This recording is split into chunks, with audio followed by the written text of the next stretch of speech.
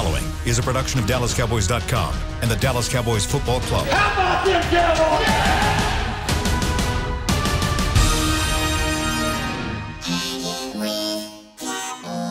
Blowing out of the backfield, exploding down the sideline. This is Hangin' with the Boys, presented by Wingstop, where flavor gets its wings. Now, your hosts, Nate Newton, Kurt Daniels, Jesse Holley, and Shannon Gross.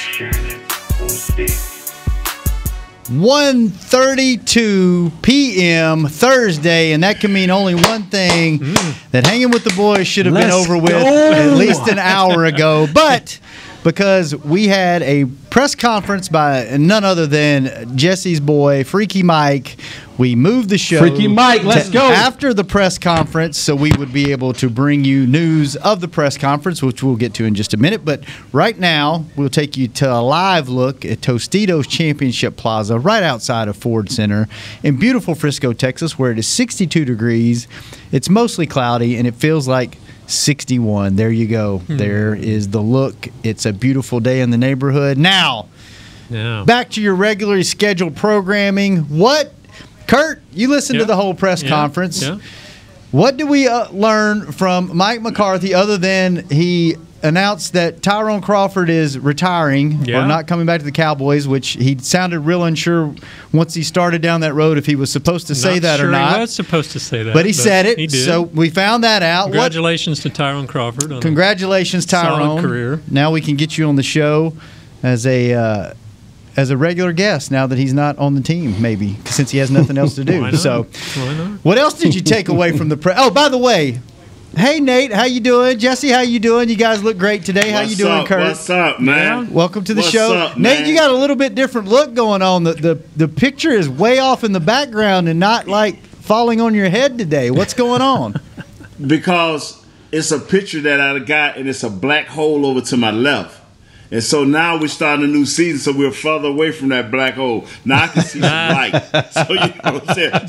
So I moved away because it's a new year, a new time, and I love it. But I want to hear what Kurt has to say from this interview as we speak to Jesse. What I have to say. Wait a minute. So in other words, it took you a whole year to figure out that the aesthetics of this show were important, and for you to actually frame it up, says the guy that does it with a closet door in his background when he's at home, coming from me.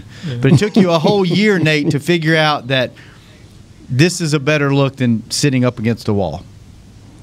The team had me in a black hole. So I was letting them go in a black hole. Okay, all right, that makes sense. Okay, I got it. Okay, Kurt, what'd you take from the interview? Well, there's a lot of different things he brought up, and this kind of came all of a sudden. I had no idea that McCarthy was talking today until they kind of popped it on us earlier this morning. But good to hear from the guy. What's that? I can't hear him. So let me. Yeah, Kurt's low in my ear. Uh-oh. Well, Shannon, maybe you better. So X Kurt out. Let's go to the gospel. Were either one of you guys able to listen? I know you guys are busy today, but oh yes, sir. Yeah, yes, sir. Both listened. I listened. I took away from the deal. Okay, Nate, start us out. What did you take away? Okay, the first thing. Let me get my list. I got a list of things I took from the head coach. First of all, he don't like short players. He wants players with length. And with the ability to do more than one thing. He values that player that can slide into a 3-4 to a 4-3, especially with his front seven with the greatest of ease. So that is what they're looking for. When they're going out and getting these guys, they're taller, they're 6'4" or better, because he wants guys that can do multiple things. And another thing I found out is if Miss Jane Slater, if I'm pronouncing her name right, there is something deep, deep, deep within those two that we have to find out about. Thank you. I think there's a little bad or good, a little animosity there, you think? Can y'all hear Kurt? Is that Kurt? what you're saying? Uh-oh, Chris is in here. Yeah, I mean, Kurt. I heard the animosity part. There's something there. I don't know quite what it is. I know last year there was this thing when Jane said something about something that was going on in the building, and it took off, and maybe some people didn't feel some kind of way about that, and I don't know, but Jane wasn't for the jokes today. She wasn't for the jokes today. She was not. She was not. Jesse, what was there any big major things that came out of it for you, or was it just more coach speak? Well, we learned, because there's been this question up in the air, where is Keanu Neal going to play? Is he going to play safety? Is he going to play linebacker? And then when he said they're going to start at linebacker, it starts to now me to start thinking some things. One, we hear the retirement of Tyrone Crawford. Well, if you're moving Keanu Neal down to linebacker, what does that mean for the future of Sean Lee? Also, now how does this thing work out where if Keanu's playing the Will, who's playing the Mike, who's playing the Sam, and we're really going to be able to see now how they're going to orchestrate this thing. And I'm still trying to figure out, okay, if Keanu's playing playing the Will, and Donovan Wilson will be playing the free, the strong, then are we going to draft a free? Are we going to draft a corner? Because we're still without a free safety. So some of the pieces are starting to come together of what this team will be. He spoke very highly of Joe Witt. Said Joe Witt was coordinator ready. Now I got my feelings about that he's coordinator ready. Then why didn't you make him the coordinator? But whatever. But he's excited about that group with Dan Quinn, and it sounds like Dan Quinn has a ton of control heading into this draft right now of where they're going to go on the defensive part of the football. Like, he made jokes about it, but I think the Cowboys are going to really dive deep into the defensive side of the football, which I think they should. Let me say that. I think they should, but it's kind of reading in between the line and reading the tea leaves. It sounds like Dan Quinn is very, very hands-on. And he said one thing that Nate has been saying for months. He said they're preparing for virtual. He said, but the players and the coaches, they learn best when we're able to get our hands on them, when we're able to have that time together. So he's like, that's what we need to get. Last year was something just completely different than what everyone was used to. He said, but in order for this team to really come into form and shape into form, I got to get my hands on these players right now, early. We can't, this virtual thing we might be preparing for, but this ain't the way that we kind of do business and really can be successful with this thing virtually, trying to build a team. And I think you're right, Nate. Dak said that in his press conference. Like, it's important to get the guys together. It's important to be in person. So, Nate, I think, you said it all last year that was a big deal, and they were downplaying that as, well, everybody's doing it the same way, and it sounds like that is a huge deal. Yeah, especially as much as they put on, because he said, and I guess the young lady brought it out of him. He said that no, we didn't put in too much. We did what we were supposed to do. But what I read between the lines, Jess, and maybe you didn't gather this, is what he was saying was, along with them lengthy players, we need smarter players. Players that can adjust to what we're trying to do. He went over that again and again. He reiterated that we did not put in too much, but it just took our guys longer than expected. I thought he did say that. Huh? I thought he did say they tried to put in too much because the virtual. They didn't handle the virtual workouts well. They didn't handle it well. He converted it as he went on, saying we could have did a better job as coaches. But they all decided before that they was going to put this in. When you decide something like that with all those brains in the room, ain't somebody going to say, well, maybe we putting in too much? Shouldn't we back up? Well, they momentarily backed up around about the fourth game, because when everybody went to crying, because that's how players are. They see where one or two guys get to crying, then everybody get to crying, then the coaches backed up. But this man had reiterated that, bottom line, what I got from it was they're going to have smarter players that understand the scheme, guys that can wrap their hand around this. That's why they brought in the kid from Atlanta, a guy that has played with his coach and that can play multiple positions. And he said that even when he hugged some guy, made him feel small. I mean, that's hard to do with Freaky Mike. I don't understand how he came up with that, but I understand exactly. And Shannon, you've heard me say this, especially before Jesse got on there. I always say, is our players smart enough to handle these schemes? Are we simplifying things because our players cannot advance into another scheme? And that's what they tried to do last year. And it hurt us. Yes, it did, because not only did we not have the players that can grasp the scheme after 4 games, we had guys that didn't want to play no more. And it showed up in a terrible way. Did it surprise you any? I believe in there he said that, not going to really see wholesale changes as far as schemes and such on defense. It's going to be more building off last year and what they did over the last 8 games. Is that expected, I guess, that, like you said, maybe it's just a matter of getting the players more involved and getting players in the direction they were already headed? And I think he was meaning more for that, Kurt, when he said with the turnovers. He don't want that to loosen up, And some of the schemes, he keeps saying player, and I wrote it down, player over scheme. Get these players in here, smarter players, lengthier players, guys motors that can run and do what it's like. And he said after the Pittsburgh game, he felt the guys finally started understanding their fits, what they needed to do. And these guys, these are the guys they're bringing in. These are the guys that I don't think they'll waste time this year. If a guy ain't fitting, I think they're going to get rid of him. Because what I understand is Mr. Quinn is not joking. He's supposed to be a guy that I ain't joking, fellas. This is how we do this, and this is what we need. And I think after a year listening to players moan and groan about in other words, saying we're not smart enough to do this, they're not going through that again this year. That is not a way out. And here's the thing. This, for some of these guys, this will be for Leighton, for Jalen, for Jordan, for Tank. Yes. All these guys that they're bringing back, this will be now DC number 3 in 3 years, right? Mm-hmm. This will be the 3rd DC that they have in 3 years.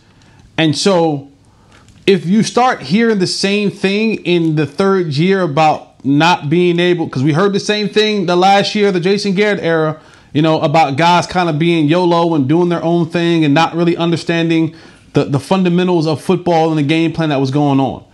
We heard that last year about guys not knowing and understanding the fundamentals of where to go and line up in assignment football last year. If we start hearing that again this year, you got to start saying to yourself, wait, everybody can't be lying. There has to be something that's happening with the players on the field.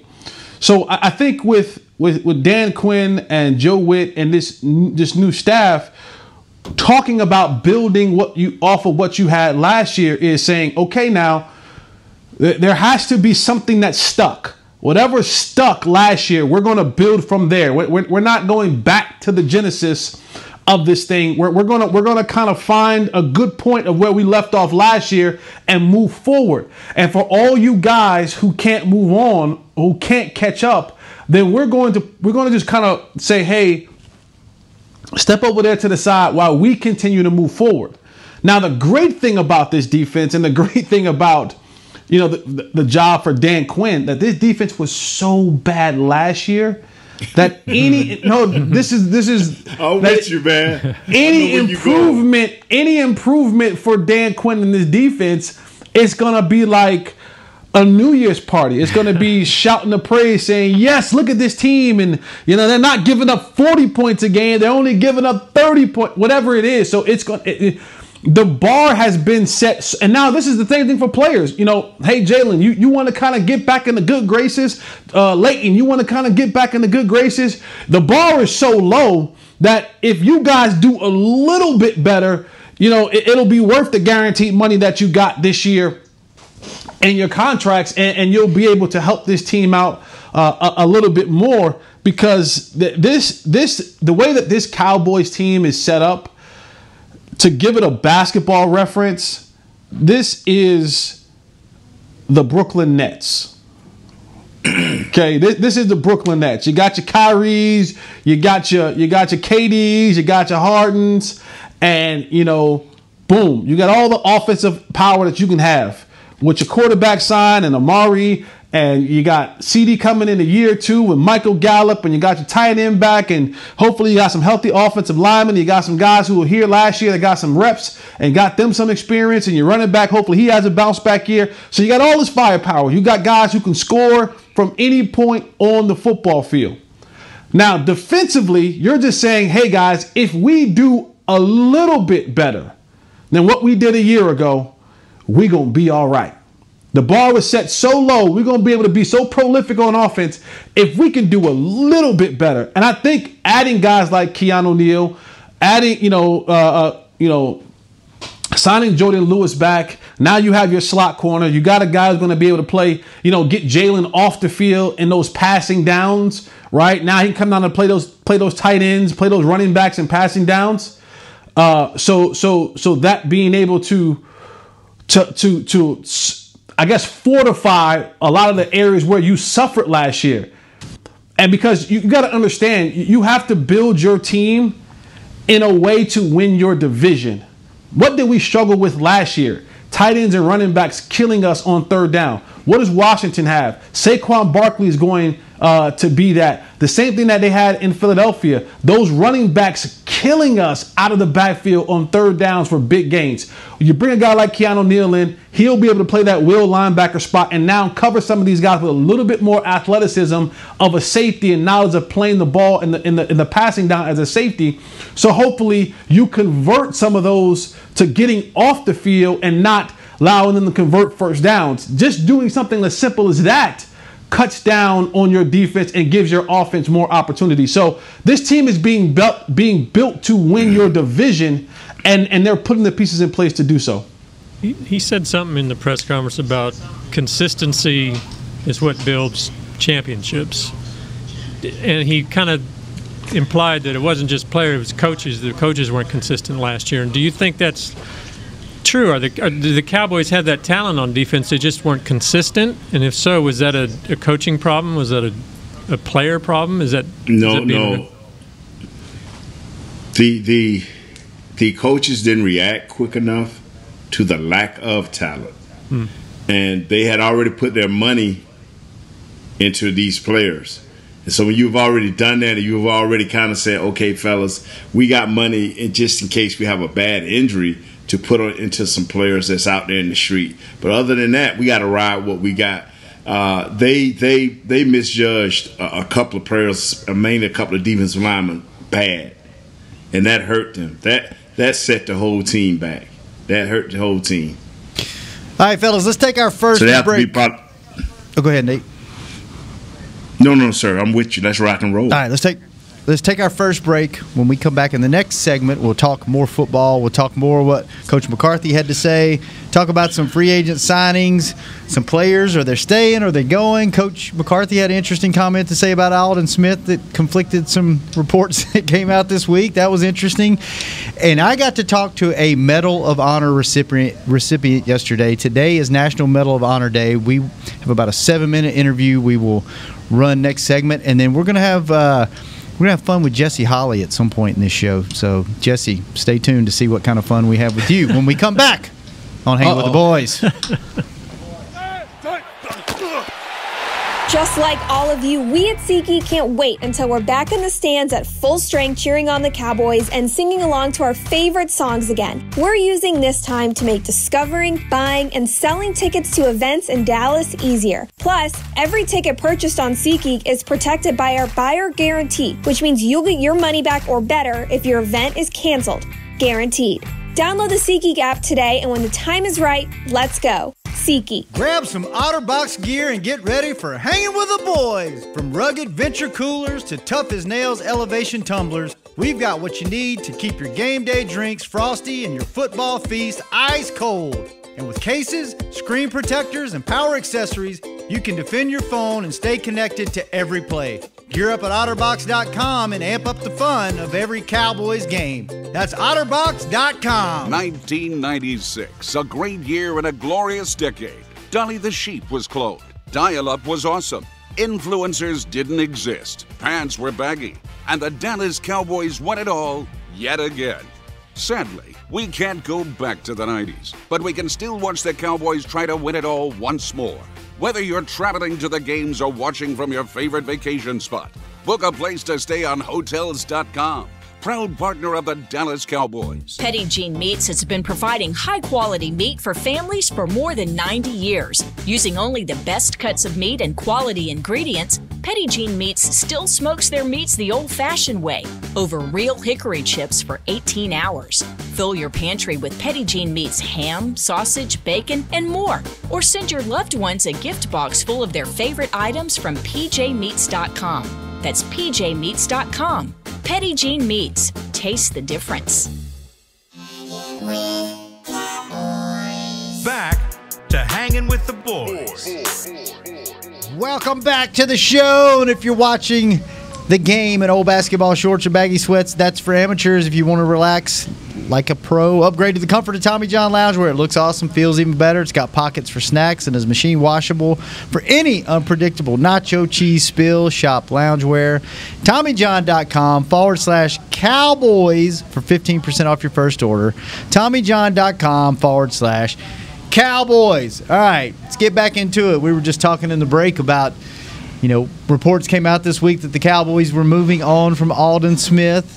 Had a solid year last year. What, five sacks last year? Yeah, faded some down the stretch. Faded down the stretch, but that's understandable given that he'd been out of football for so long. So a lot of people wanted him back, and it came out that they were moving on. And then Coach McCarthy said that he hasn't moved on. He's still a fluid situation. He actually had a talk today or yesterday about Alden Smith. So what did you guys take from that? Well, it's interesting. I mean, Ed Werder, who is an ESPN reporter, he tweeted shortly thereafter that the coaching staff still wants Alden, but management doesn't, and management told Alden that they wouldn't be re-signing him. So I don't know, a difference of philosophy or difference of direction, or maybe it's just a money thing, who knows, but kind of an interesting situation with, you talk about long, lengthy guys. I would think Smith kind of fit that bill, but maybe they just felt like he didn't have enough left in the tank last year. I'm not sure. Yeah, there you go. And that's what Coach talked on, Kurt, was that length, was that ability to play different positions in multiple fronts. And so that is what the guy from Atlanta does. I mean, he gives you position flex. And I kind of use that word hesitantly because here in Dallas, we've been about that word for a lot in that old era, and boy, it seemed to never work. So I'm hoping it brings a new meaning now, the word position flex. And I'll even add to that mix of there's a player who I think they really want to see shine this year. I think they want to see him take the step. Yes, He's sir. in a contract year. Yes, sir. It's someone who they have been high on since they drafted him. He's had some off the field troubles. Can I guess? Amen. Yeah, sure. Go with it. Take a wild guess. Randy Gregory. Ding, ding, Hey, you would be correct.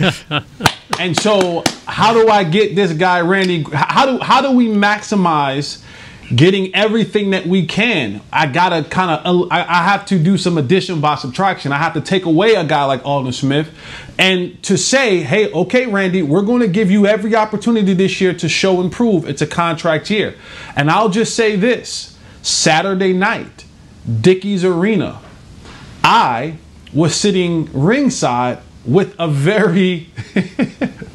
with this very same person we're talking about now. And we had some interesting conversations that we'll talk about at a later date.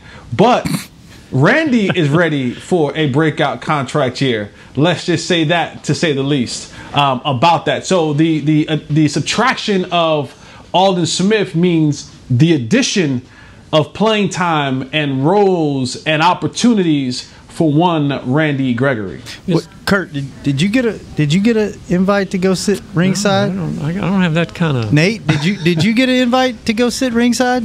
No, man, I'm out of the loop now. That's one thing about Jesse. Jesse will get a crumb. I didn't even get an invite. If a crumb floating, Jesse will get it. Top row. I didn't get a seat to be ringside. So Jesse, our numbers. Yeah, it was a good fight. It was Victor Ortiz and Malik Hooker. Two hometown kids, one from Grand Prairie, one from Dallas. It was a good fight. Dickies Arena is a nice arena in Fort Worth. Thanks for the invite. Appreciate that. All right, Jesse, go ahead. Wow. Yeah. I mean, is there not room for Alden Smith? I mean, I would think you always need defensive ends for your rotation, and they probably still need some guys. They just feel like he just too old, too much baggage, too much tread on the tires? Is that maybe what's going on here? So where your reps gonna come for Bradley or Nee? How does he get some reps? Yeah, that's true. You got. Of course, you didn't get any last year. And this is what's been haunting the Dallas Cowboys for the last 7 years. We're gonna hold on to this one guy so we can not play the other guys. And then a guy have a breakout year, and then we say, uh-oh. We lose Nate? I don't know. He froze on the screen, but I hear him in my ear. You know, and so you don't want that situation here. I mean, if Alden can come in and truly be an impact player, 8, 9, 10 sacks, that's a different story. 5 sacks don't get you that in the eyesight of the ownership. That's what I'm saying. As far as what the coaches think is that he can do more. And again, you got to also start thinking this coaching staff and this front office, when you start talking about dollars, a guy like Bradley and Nye, who is still on his rookie contract, you got to start getting the most of that. Yes. Instead of having to shell out all this money for all these players, you got to look at your roster and say, oh, you know what? We did draft this guy. We did have. So these guys have to, at some point in time, these guys have to get some playing time. You have to play them.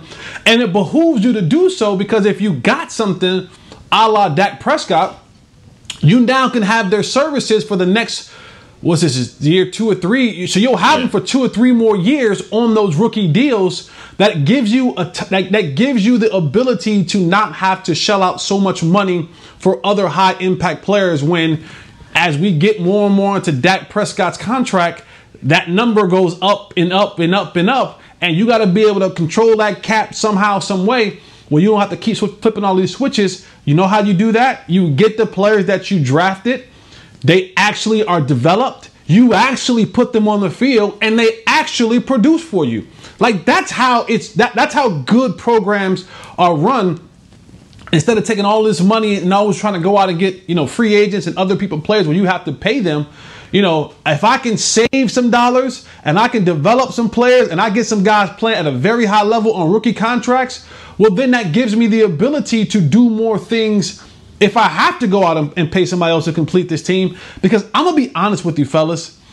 We aren't in a developmental stage for this Dallas Cowboys thing. Like we are in a win now window. Yeah. Like we are in a win now window. This thing isn't being built like, 2 or 3 or 4 years from now this team should be. No, we don't have time for that.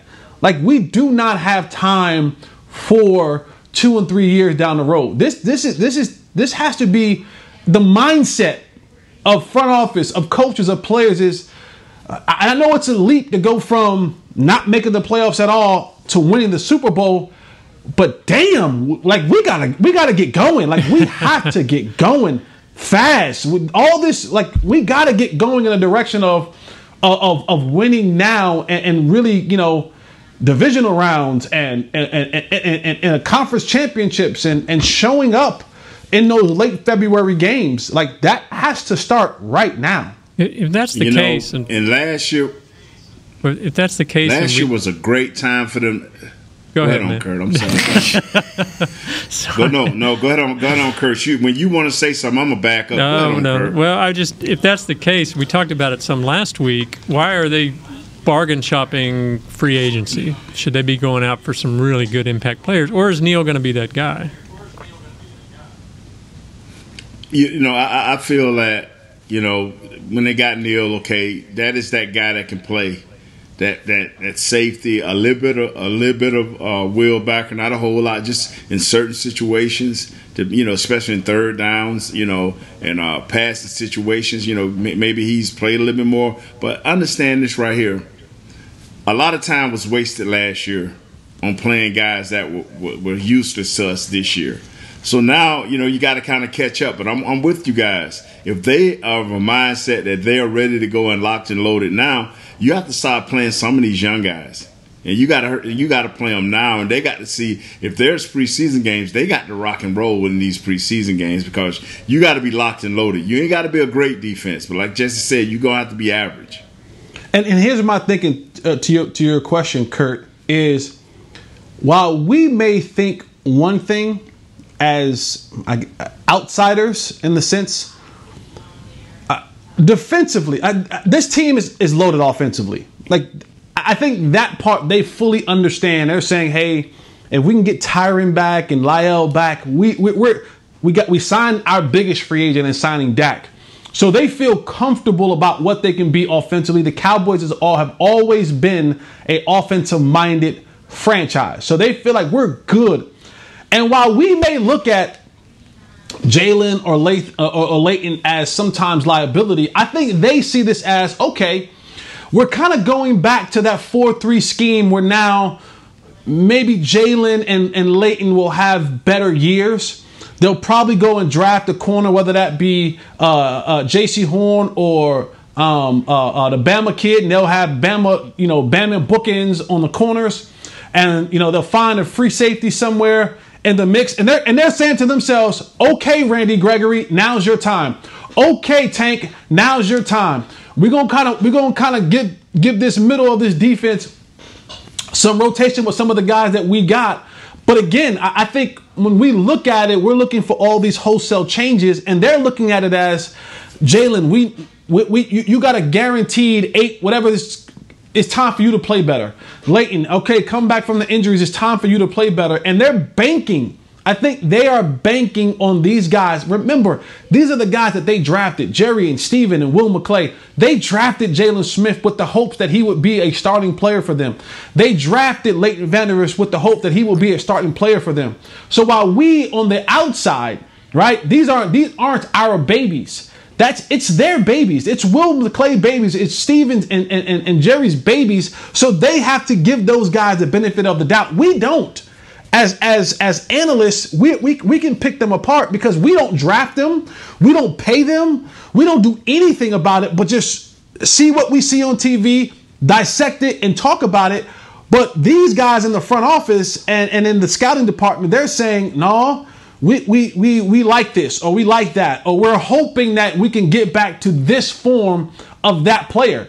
And so they're looking around and saying, you know what? If we go back to a scheme that played well into Jalen's strengths, maybe we get the Jalen that we saw 2 or 3 years ago.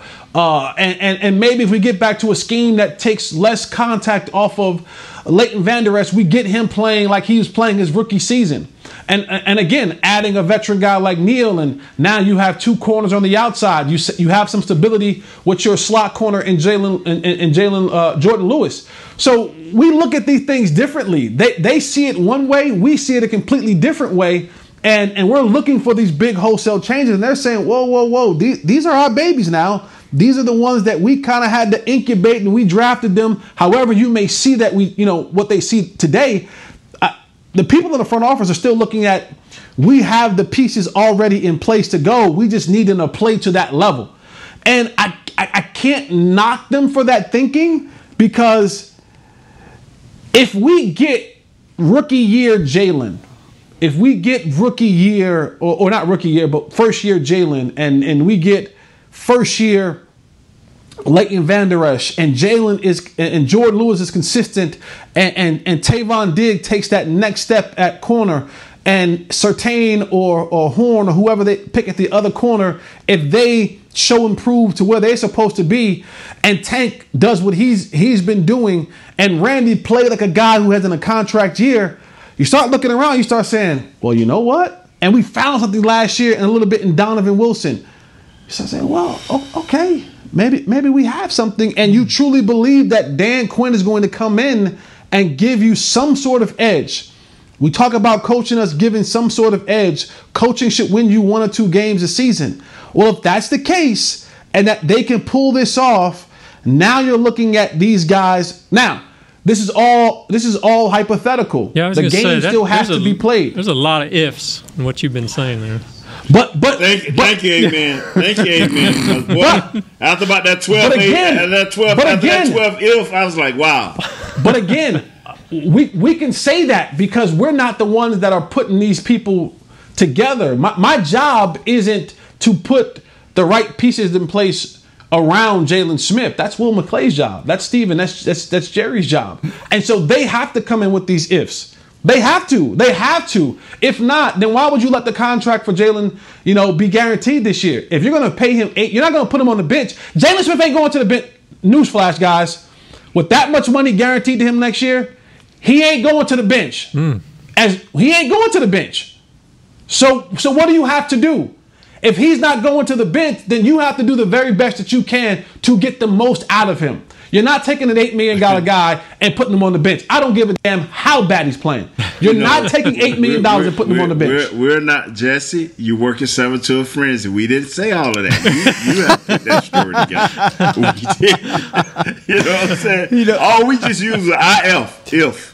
You know what? This is a good time to give Jesse a breather. Let him take a deep breath. Yeah, he put himself into a frenzy. He did, man. I tell you what, he ifed himself right into the word damn, and he don't even cuss. You know what? Yeah. If, damn. All right, fellas. The office is hot, man. It's hot in the office. I was fortunate enough yesterday to talk to General Pat Bradley. He is one of 69 living Medal of Honor recipients, and they are building a Medal of Honor museum over in Arlington, right in the neighborhood of the ballpark and AT&T Stadium. And I've seen the renderings. It's going to be very cool. Mr. Jones and Charlotte were on the Today Show this morning, and Mr. Jones donated $20 million to this museum. It's the largest donation that he has ever made. It's a big deal for the family. It's a big deal for the organization. Today's a really cool day. It's National Medal of Honor Day. They will have a moment at 3:25 today on 3:25 that draws attention to the Medal of Honor. They're trying to raise funds for the museum. So I was able yesterday in the studio to talk to Major Bradley.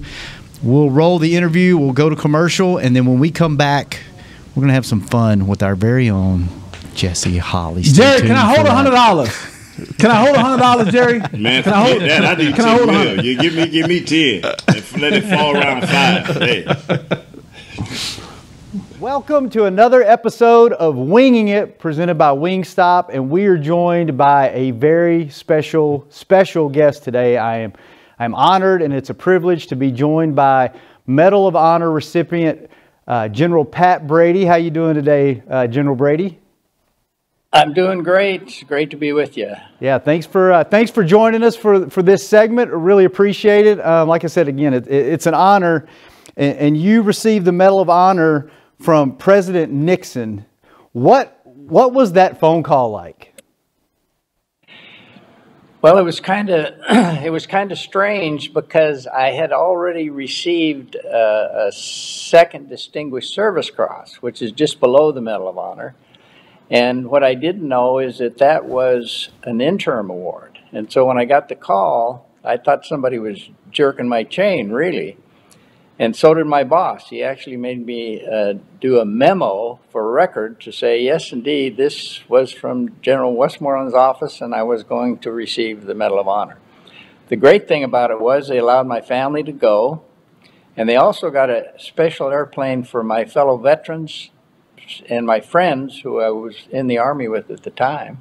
And they flew them all to Washington, D.C., and it was on the East Lawn, I think.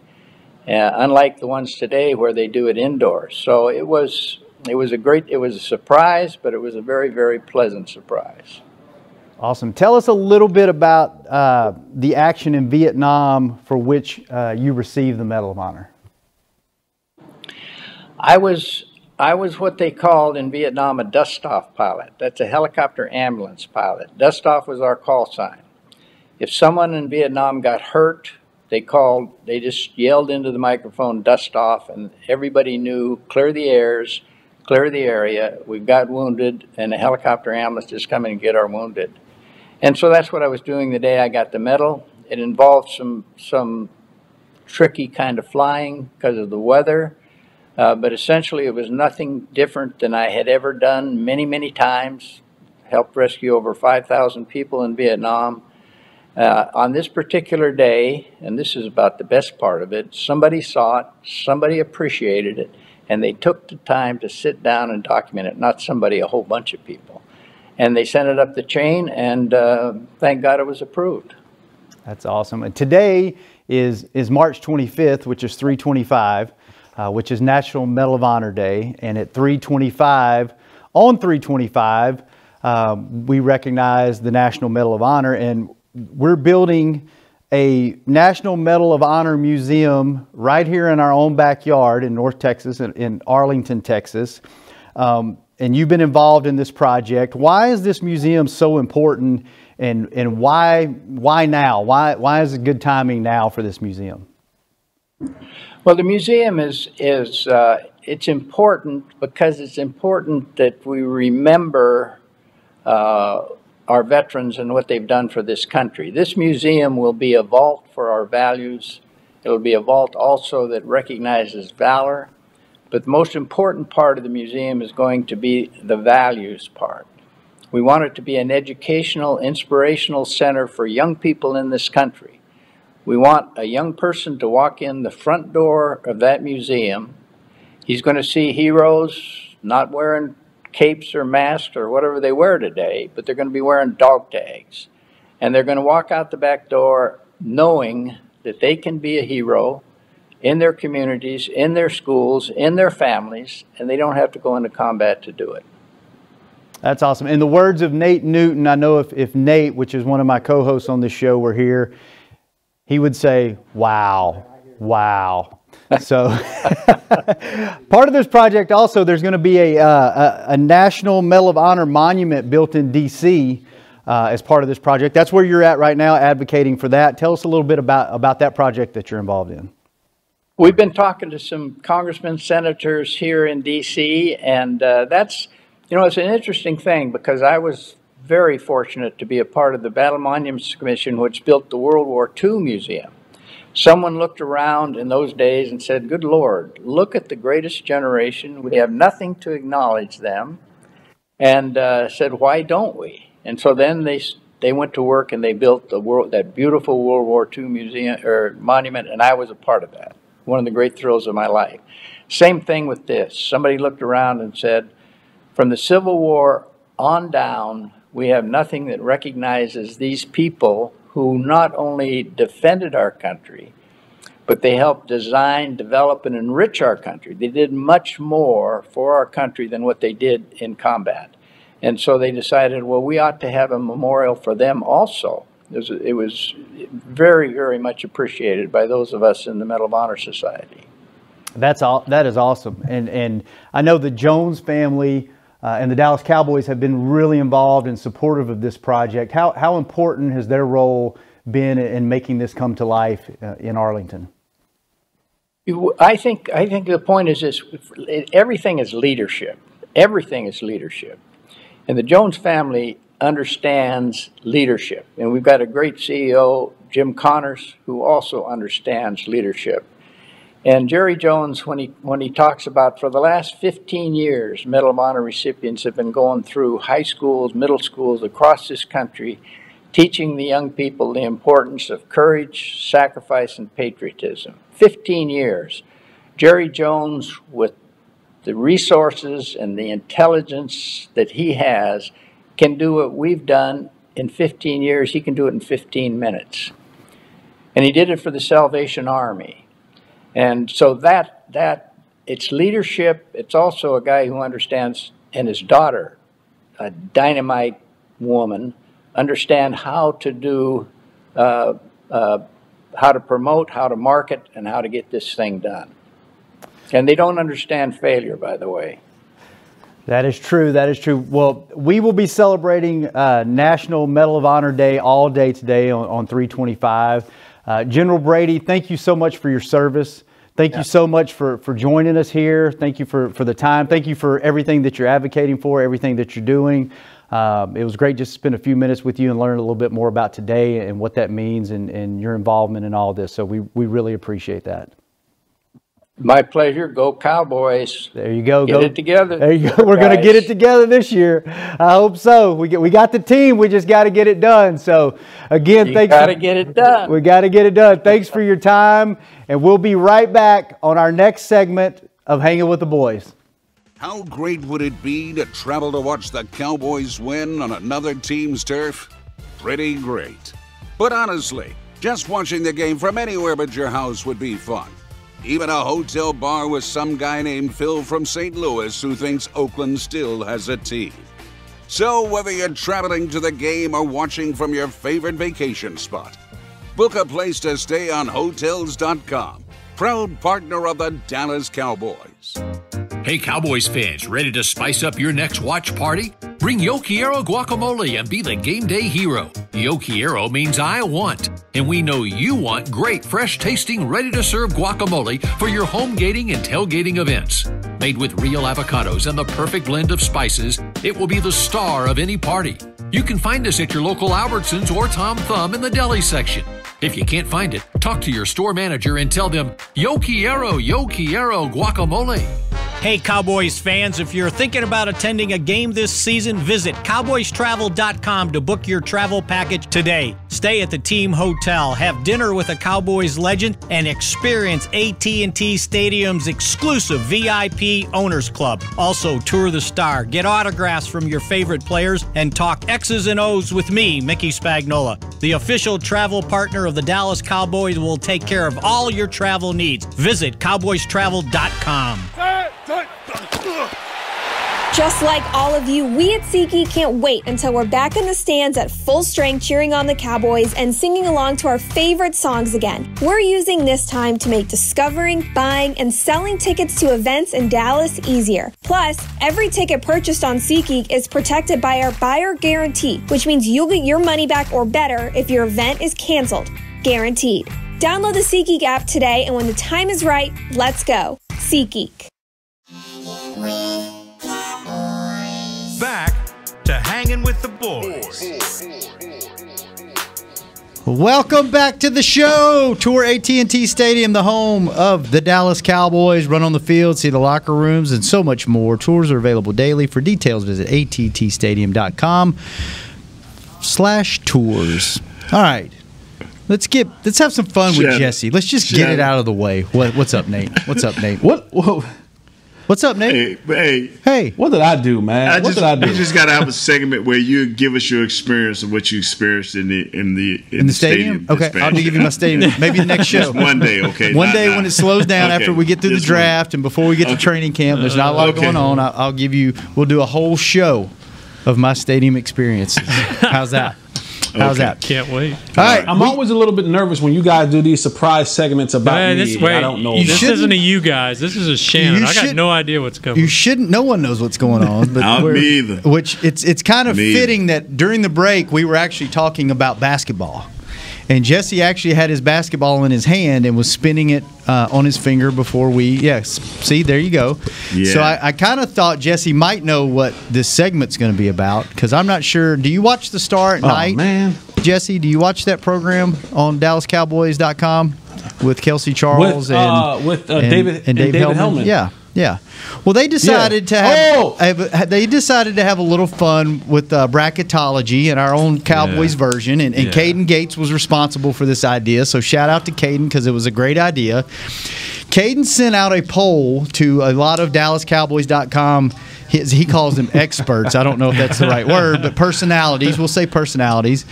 And he wanted to know who we thought former and current Cowboy players would be the best one-on-one basketball players. So everybody got a vote, and the way that the rankings went is if you received a first-place vote for the seeding, if you received a first-place vote, that person got 8 points. If you got a second-place vote, you got 7. Third would get 6, and so on and so forth. So once we got the rankings, he took that bracket to the show, the Star at Night, and he presented that to the panel, which consisted of Rob Phillips, DallasCowboy.com, DallasCowboys.com's very own Rob Phillips, Dave Hellman, Kelsey Charles, and he let them vote on who moved on to the next round. Yeah. And the rankings went like this. This is the way the bracketology, and we'll roll the clip here in a second. But just to set it up, your rankings from 1 through 8. Rico Gathers was the number 1 seed. Martellus Bennett was the number 2 seed. Our own Jesse Holly. Jesse Holly was the number 3 seed. Right above Terrell Owens, Marcus Spears, Cornell Green, Rayfield Wright, Tony Romo. So the brackets were set. Rico versus Tony Romo, Marty B versus Rayfield, Jesse versus Cornell, T.O. versus Marty B. And we'll just roll the segment and see how this played out. All right, moving on to the next one. We have our very own Jesse Holly. And I like this one too because it's Cornell Green. So, guys, I did not realize the accolades that Cornell Green has. You guys, he never played a down of football. Utah State coach called Tom Landry and was like, I've got this incredible basketball player. He's just a freak of nature. You got to take a chance on him. So the Cowboys said, okay, sure, we'll do this experiment. Pay him $1,000 and 13 seasons, 5 Pro Bowls later at 2 positions. Like, how are you going to fight that one? How are you going to fight that? Well, I mean, I know, that's not fair. That's not fair. Jesse Holly, guys. We'll go ahead and give the resume because Jesse, our guy, deserves this. Playing at UNC is incredible as it is. Like, what an institution. He did win a championship with them. And, I mean, he was just one of those guys that came in and had to stir up plays and really get the momentum going. So he was definitely a contributor to an incredible organization. You're being very diplomatic, and that's lovely. Jesse, I've worked with Jesse. I love Jesse. He's great. He's got a championship ring. Nobody can ever take that away from him. Last time I checked, his jersey's not retired anywhere. And to your point, Kels, I didn't know most of that about Cornell Green. Like, I knew he was a good football player. I did not know that he was such a stud on the hardwood, and I think even Jesse would understand. I mean, I got to take Cornell Green, and I don't think it's a very hard decision. Rob? Oh, no. Well, hey, we're being honest here. That's all we're doing. Yeah, Jesse may or may not have had a vote in this initial compilation. So I think he has a say in probably his own game, and he might be watching this eventually anyway. I'll just go ahead and go with Jesse and give Kels the tying vote because I think, look, Dave makes some great arguments, but he did play on a national championship Carolina team that had at least, I want to say, 4 first-round picks, maybe 3 or 4 first-round picks. Just to get some run on that squad, you got to be pretty good.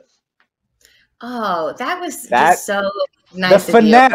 The finesse in that answer was impressive. That was office politics at its finest. Passing grade, my friend. Yeah, Jesse, I think you're awesome, and you could totally beat me in probably anything whatsoever, athletics-wise. So I would just like to put that out there before I don't choose you because I think Cornell Green is going to get my vote. It's just I was reading his resume; it's so insane, and so I have to pick him. Quite impressive.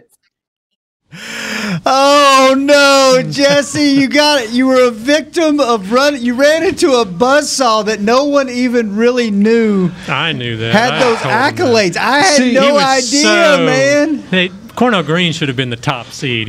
They had him, what, 7th? Yeah, 6th. Yeah. Cornell Green was a monster basketball Jesse, player. Jesse, the 3 seed, upset by Cornell Green, the 6 seed. But, Jesse, if it makes you feel any better, Cornell went on to win the whole thing. Yeah. So, go ahead, Jesse. He was drafted in the NBA. Yeah. Go ahead, Jesse. So here's my biggest thing. Here's my biggest thing is that I know people know me and recognize me from 4th and Long and from my time with the Cowboys and small time with the Patriots, small time with the Bengals. I get it. But my basketball number, like going back to high school, like I was an All-American in high school in 2 sports. I was recruited by some of the top schools in the country to go play basketball. Like I was recruited by North Carolina when Matt Doherty was there. He got fired before I got there. And that's where the Roy Williams situation came in. I'm my school's all-time leading scorers. I'm one of the top 30 guards in New Jersey State history. Think about this. New Jersey, New York, New Jersey, Connecticut, the tri-state area where some of the greatest basketball players have ever come out of.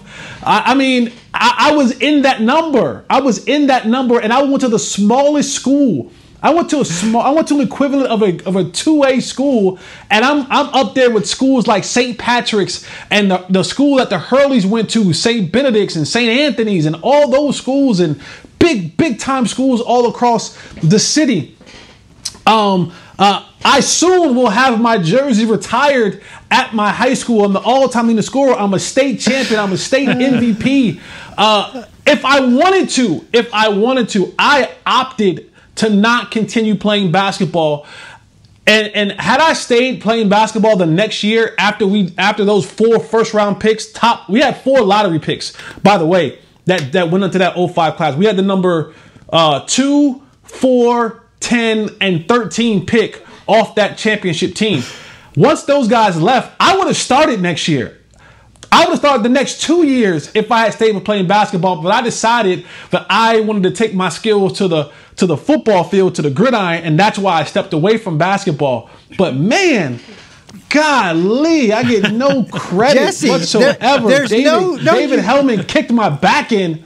You got credit. You okay, Jess? Yeah. You got beat by. Like you still left on the porch to me. Man, you got beat by a guy that got drafted by the NBA. There's no shame in that, Jesse. There's no shame in that. If I would have stayed playing basketball, I probably would have gotten drafted in the NBA. Jesse. Maybe not, but probably. Jesse. No, it's all good. On the porch, man. I know. And here's the funny thing about that. And you guys will be able to read through the lines with this one. When all these, because I got the same email and asking to rank these guys. They had a bunch of guys on it and asked to rank these guys. And of course, I picked me first. Of right? course. I'm not going to not pick me first. I'm going to pick me. And I still even think I've played basketball with Martellus Bennett and I've played with Rico Gathers. I played with both of those guys. Yes, they're taller than me, but they're not more skilled than me. Marty B is a hell of a player though. Rico Gathers is not more skilled than me. He's bigger than me, but he's not more skilled than me. I know he led the league, he led the nation in rebounding. Okay, great, cool, that's fine. But we're talking about one-on-one. He wouldn't win. But I know that there was someone who was kind of upset that I picked myself one. I won't say the name. You can kind of all guess who the name was. Within our organization, when this thing went out, he was kind of upset that I put myself to be number one.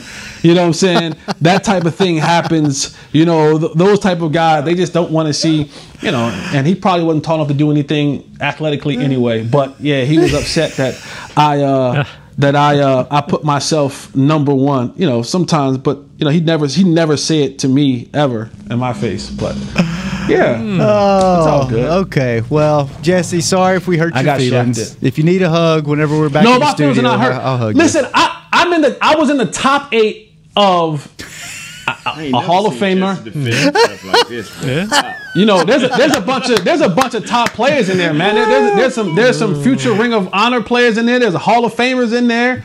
There's high draft picks in there. This hit home, man. I am telling you, man. This really hit home. This is a sore subject. Like I thought this was going to be a piece of a part of a segment. This turned into like a full segment. Who are the top 8 again? Yeah, because I'm gonna be honest with y'all, man. Jesse. Like I'm really nice in basketball. I can really go. Like I can really play basketball. Like really can play. I think we found out like you can call Jesse a bum on the football field and he shouldn't have been there. But if you touch him on basketball, it was Rico Gathers. Wow. Rico Gathers, Martellus Bennett, Jesse Holly, T.O., Marcus Spears, Cornell Green, Rayfield Wright, and Tony Romo. Mm-hmm. Okay. Marcus Spears was that deal now. Yeah, they left some guys off. He got a hold of 1 2 minute biscuits. They left some guys off that list. Too much gumbo. They did. Jesse, who all of you played with on that list? Marty B? Everybody. You played with Marty all those B, guys? Spears, anybody who's like in my age bracket. Tony Romo, T.O., Michael. How would you rank those guys personally since you played with them? You obviously number one. We got that. We got that. Who would you rank? Let's put that out there right quick. Second, third, fourth. I would go Marty B number 2. I would go Marty B number 2. I would go T.O. number 3, Tony number 4, and Rico number 5. Really?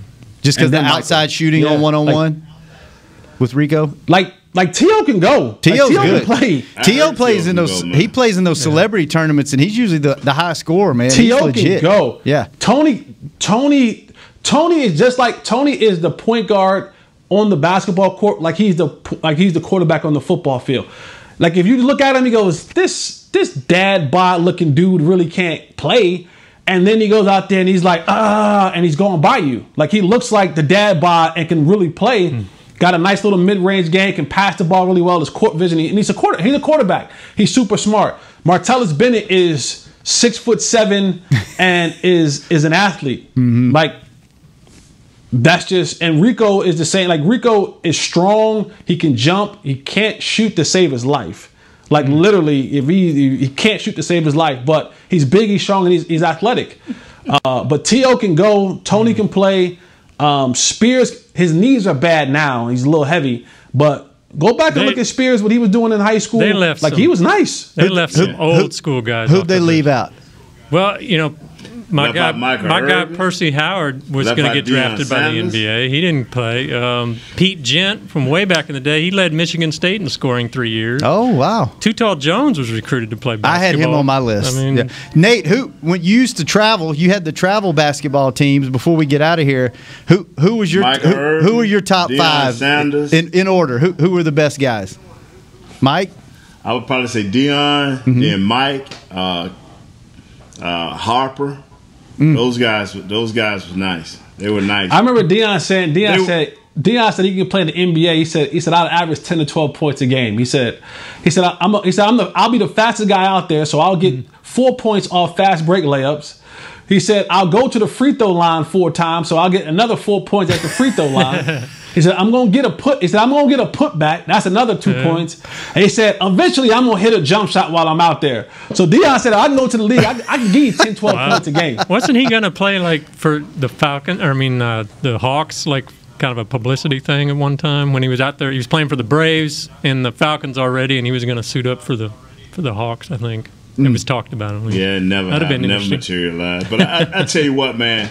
But we know in a whole lot of sports there have been great athletes that could have crossed over and few that did. So, but Jesse, I apologize that they didn't give you number one. I'm sorry, Jesse. I didn't realize. I just hope it don't I didn't even make it to the I was out first round. At least let me make it to the second round. I thought this was going to be fun, man. And Jesse, we sent him off, and he might not recover from this. I hope you all right, Jesse. That's what I'm saying. If you need to talk, 3 or 4 days to recover. You need to talk after the show. You got my number. Call me. All right, man. Yeah. I will. Hang in there, buddy. All right. Well, Kurt, yes, good sir. seeing you, man. Yep. Fist bump through the glass. Nate, Jesse, hopefully we get you guys back in here with us soon. Wow, man. Peace, brother. Chris, thanks for keeping us on the air. You still built good, Jesse. Yeah. I mean, you still look good, Jesse. You still look good. Cornell Green whooped your butt, but you still look good. None of them look like this, though. They don't. I'm right. First team Oh, my good, goodness. baby. We got to go.